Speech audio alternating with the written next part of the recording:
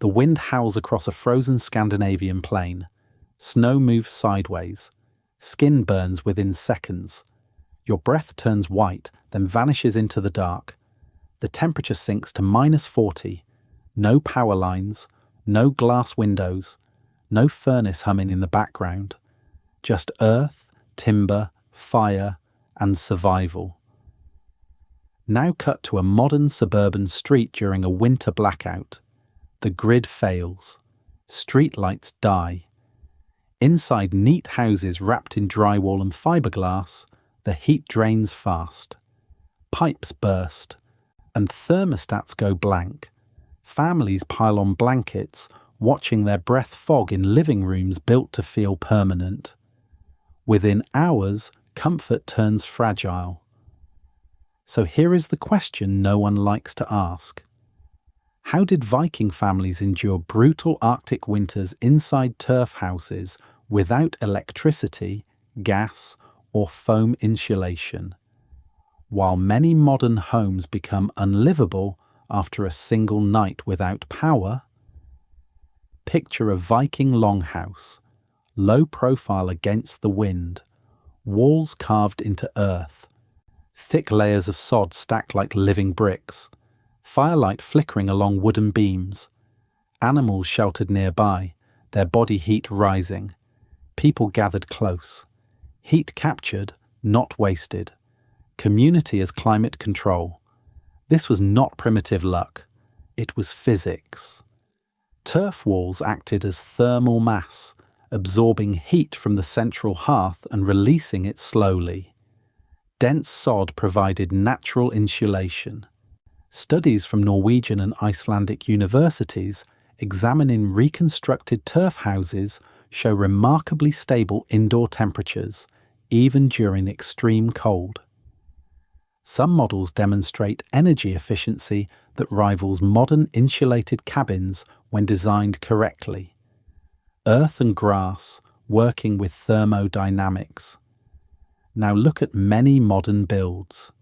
Lightweight framing, thin cavities, small insulation gaps around outlets and attic hatches, forced air systems dependent on continuous electricity. When the grid collapses, so does the house's ability to defend itself. Heat escapes through roofs, windows, foundations. Warm air rises and disappears. The structure offers little resistance. This is not romantic nostalgia. It is engineering amnesia. Tonight we begin a journey through forgotten architectural intelligence, the economic systems that shape today's housing, and the practical lessons you can reclaim. Because winter does not negotiate. Be honest with yourself. Would your home survive 1 week without power in deep winter? From frozen fjords to quiet suburbs, this is a lesson in survival by design. Between 800 and 1100 CE, the North Atlantic was not forgiving. Winters in Norway stretched long and dark. Coastal winds cut without mercy. Iceland offered even fewer trees. Greenland's settlements faced drifting ice and relentless exposure. Survival demanded design that respected climate, not comfort trends. Timber was precious in Iceland. A large forest simply did not exist. Builders adapted. They laid stone foundations directly on the ground to anchor structures against wind. A timber frame formed the skeleton. Then came the defining layer. Thick sod blocks, cut from the earth, stacked like heavy bricks along the walls. Roof beams were covered with birch bark for moisture control, then packed with turf. Over time, grass rooted into the roof itself. The house became part of the landscape. Turf was not a compromise. It was insulation. Soil contains trapped air pockets.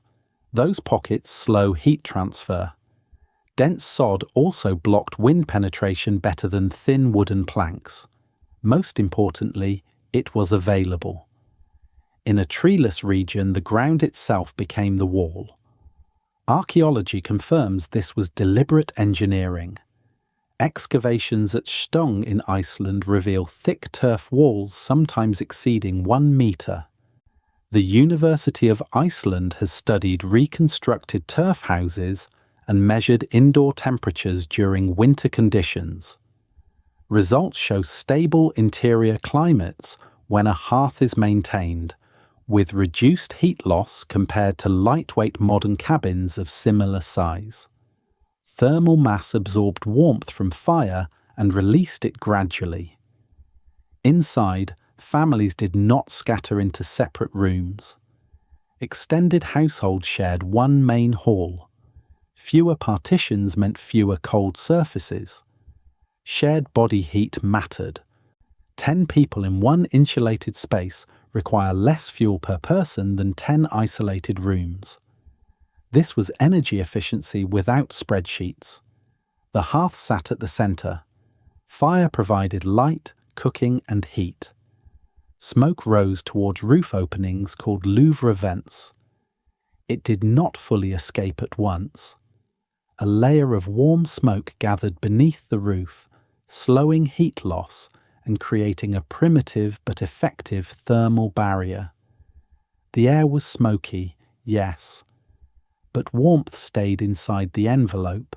Many homes were partially embedded into hillsides.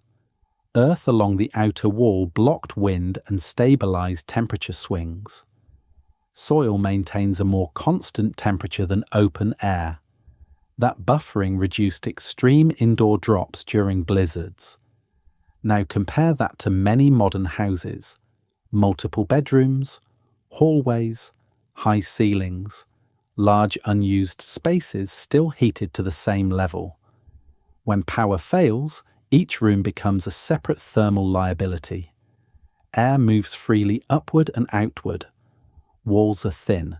The floors are elevated above freezing ground. Medieval builders optimized for survival.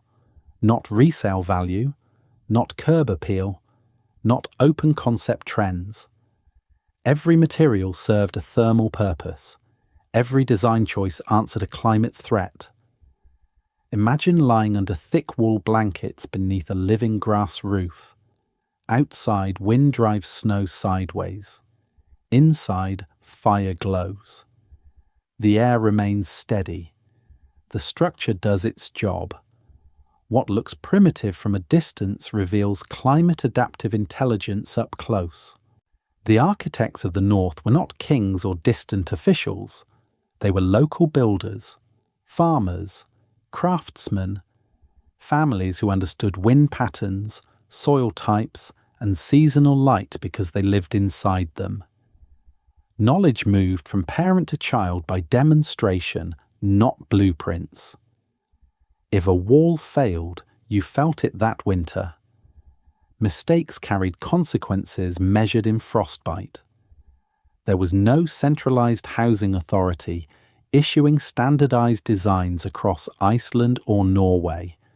Construction adapted to terrain. Coastal settlements adjusted for salt winds.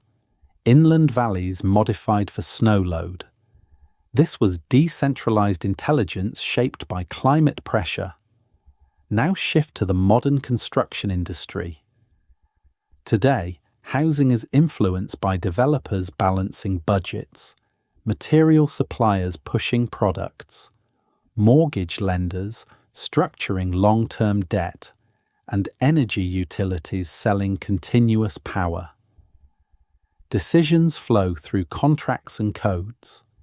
The person who will live inside the building rarely shapes its thermal logic. After World War II, the United States and parts of Europe faced housing shortages. Rapid expansion followed. Suburbs spread outward. Lightweight timber framing became standard because it was fast and affordable. Speed solved immediate demand. Durability became secondary.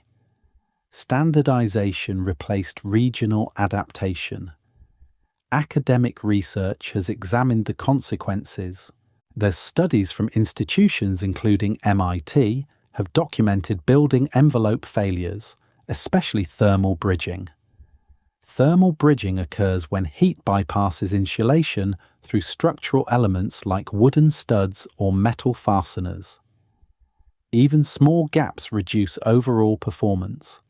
One weak seam can drain warmth steadily. Meanwhile, the insulation industry expanded.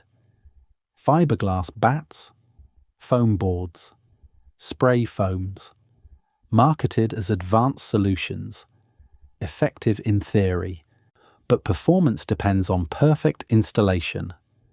Gaps around outlets, poorly sealed attics, compressed bats inside walls, each flaw reduces efficiency. Real-world results often fall short of laboratory ratings. Economic incentives shape outcomes. Faster builds reduce labor costs. Lower upfront prices attract buyers. Materials designed for planned replacement cycles create recurring markets. A house that depends on mechanical systems and external fuel creates long-term revenue streams. Maintenance becomes expected. Energy systems deepen that dependency. Electric baseboards, heat pumps, forced air furnaces, all require centralized grids or fuel deliveries. When infrastructure fails during storms, heating stops instantly. The building envelope alone cannot sustain livable temperatures for long. Compare that with Viking priorities. They built for winter first. Structural mass, wind resistance, shared heat, survival guided every decision. A modern construction often meets minimum code requirements and financial targets before considering extended outages. Ask yourself a difficult question. Who benefits when homes require constant paid energy input to remain habitable? The contrast is not about nostalgia, it is about incentives. Now let's move from economics to mechanics. Exactly how did turf houses trap, hold and distribute heat so effectively? Let's break the physics down clearly. Thermal mass means heavy material that absorbs heat slowly and releases it slowly. Think of a stone sitting in sunlight all day. It stays warm after sunset. Turf and packed earth behave the same way. When a hearth burned inside a longhouse, surrounding soil walls absorbed that energy. When flames lowered, stored warmth moved back into the room. Sod is not just dirt. It contains roots and trapped air. Air is a poor conductor of heat. That slows heat transfer from inside to outside. Modern insulation works on the same principle.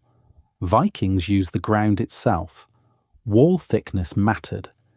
Many excavated turf houses in Iceland show walls exceeding 1 metre. That mass blocked wind penetration. Air could not easily push through dense, layered sod. Wind pressure is a major driver of heat loss. Reduce infiltration, reduce cooling. Roof construction was layered with intention. Timber beams supported birch bark sheets for waterproofing. On top sat heavy sod blocks. Grass eventually rooted into the surface. Living vegetation added another insulating layer and reduced erosion. Snow accumulating on the roof during winter created additional seasonal insulation rather than a liability. Many structures were partially built into slopes. Earth along the exterior stabilized interior temperatures close to the region's average annual ground temperature, which remains far milder than winter air extremes. Scandinavian building science research on earth-sheltered design confirms this buffering effect. Studies from technical universities in Norway show reduced heat flux and lower energy demand in properly insulated soil contact walls compared to exposed lightweight assemblies. Inside, the hearth burned steadily at low intensity. It did not need roaring flames. heat rose and spread beneath relatively low ceilings. The geometry kept warm air within the occupied zone rather than drifting upward into unused volume. Smoke moved upward through roof openings but did not vanish instantly. A thin smoke layer collected near the ceiling. It discouraged insects and helped slow air movement. Reduced airflow means slower heat escape. Not comfortable by modern standards, but thermally effective. Contrast that with modern drywall assemblies. Thin gypsum board. Fiberglass bats between studs. Exterior sheathing exposed to wind washing. If insulation is poorly fitted, moving airstrips heat away quickly. Small leaks around windows or outlets create measurable losses. Building envelope studies consistently show air leakage as a primary failure point in residential energy performance. Moisture management required attention. Grass roofs needed periodic cutting and repair. Damaged sod blocks could be replaced with locally cut sections. Maintenance relied on nearby materials, not global supply chains. Redundancy defined the system. If a fire dropped low overnight, massive walls retained stored heat. Temperature decline was gradual, not immediate. The building itself acted as a reservoir. Imagine placing your palm against an interior wall and feeling warmth radiating outward. Your heat stored inside earth, not just floating in air. That is how it truly worked. Now we move to how modern design drifted away from these principles. For centuries in Europe, thick masonry and earth-built homes dominated cold regions. Stone walls, lime mortar, heavy mass. Then the industrial era accelerated change. Sawmills mechanized timber production. Railroads transported lumber cheaply. Balloon framing emerged in the 19th century. Thin studs replaced solid walls. Buildings became lighter, faster to assemble, easier to replicate. At the same time, fossil fuel heating transformed expectations. Coal furnaces, then oil burners, then natural gas systems delivered powerful, controllable warmth. When fuel is abundant and cheap, passive efficiency feels less urgent. Why build thick walls when a furnace can compensate? Mechanical heating shifted responsibility from structure to system. Post-war suburban expansion magnified this shift. Large picture windows signaled prosperity. Open floor plans suggested freedom. High ceilings conveyed status. Glass areas increased heat loss in winter, but centralized heating masked the penalty. Energy bills were manageable during stable supply periods. The illusion cracked during extreme events. In February 2021, the Texas freeze exposed structural vulnerability. Millions lost power as the grid failed. Pipes burst in homes insulated for mild winters. Investigations highlighted inadequate weatherization of both infrastructure and housing stock. Lightweight construction combined with energy dependency created cascading failure. It was not a single villain. It was layered fragility. There is no secret conspiracy behind modern housing weakness. The drivers are systemic. Developers face tight margins. Buyers prioritize upfront cost. Building codes establish minimum standards, not maximum resilience. Meeting code does not guarantee survival during rare extremes. It guarantees compliance. Marketing language adds distraction. Smart homes, connected thermostats, remote-controlled lighting. Automation creates convenience, not structural strength. A house dependent on software and electricity remains exposed when power disappears. Intelligence without resilience is cosmetic. Climate scientists have warned about volatility for years, and research published in journals such as Nature Climate Change discusses increased frequency of extreme weather events, including severe cold snaps linked to atmospheric pattern disruptions. Infrastructure designed around historical averages may struggle under shifting conditions. Our ancestors feared winter storms because exposure meant death. We often fear energy bills and service interruptions. One anxiety is environmental, the other is financial. Both reveal dependence on continuous fuel flow. Ask yourself quietly, have we engineered comfort that only functions under perfect conditions? Modern design did not fail by accident. It evolved towards speed, scale, and cost efficiency. That trajectory solved housing shortages and supported economic growth. It also reduced structural self-reliance. So what does this mean right now, in a world facing uncertain climate and strained grids? When power cuts off in a modern lightweight house, temperature drops quickly because there is little stored heat inside the structure itself. Drywall and thin timber hold almost no thermal mass. Once the furnace stops, indoor air cools fast. Studies in building science show that masonry and earth-based walls retain heat longer due to higher heat capacity. Research comparing heavyweight and lightweight constructions in cold climates demonstrates slower temperature decline in high-mass buildings during heating interruptions.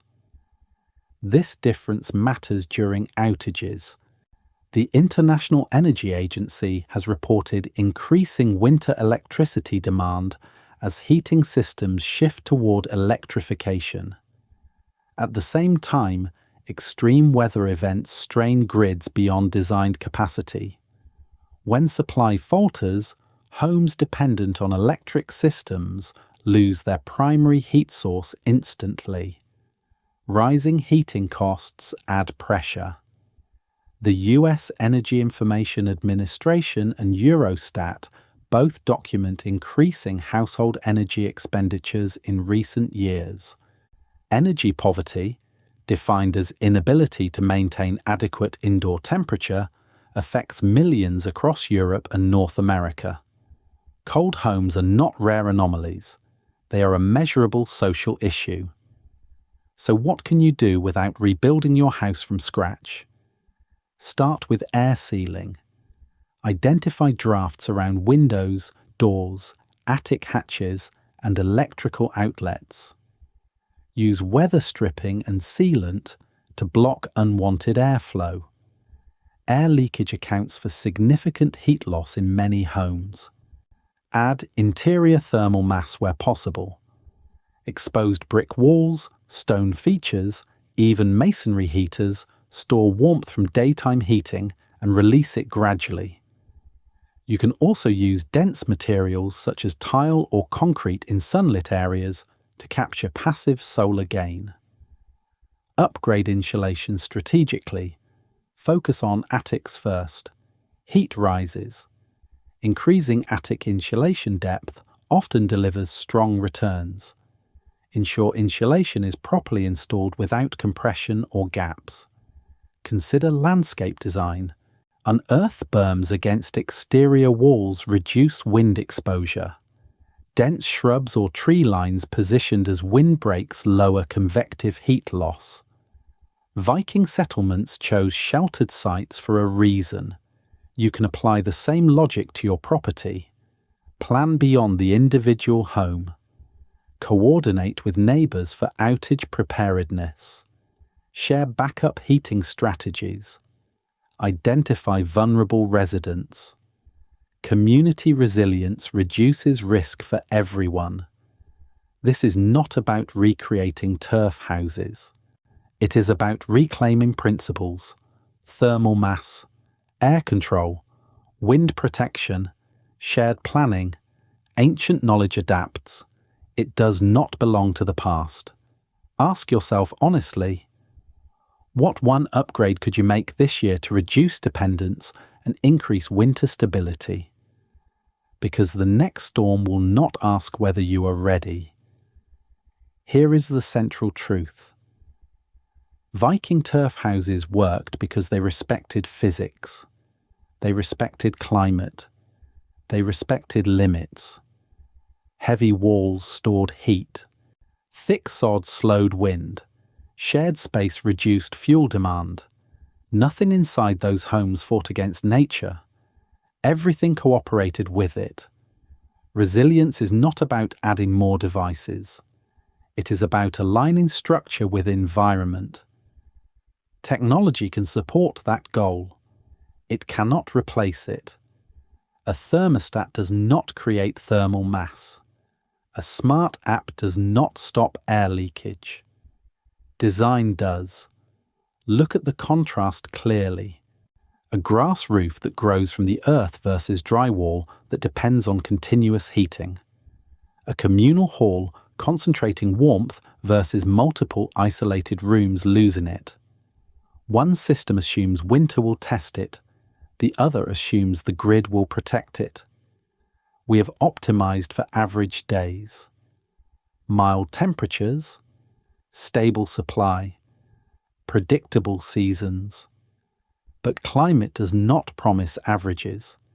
It delivers extremes. And true security begins with asking a simple question. Will this structure function when systems fail? This is not a call to abandon modern life. It is a call to build intelligently within it.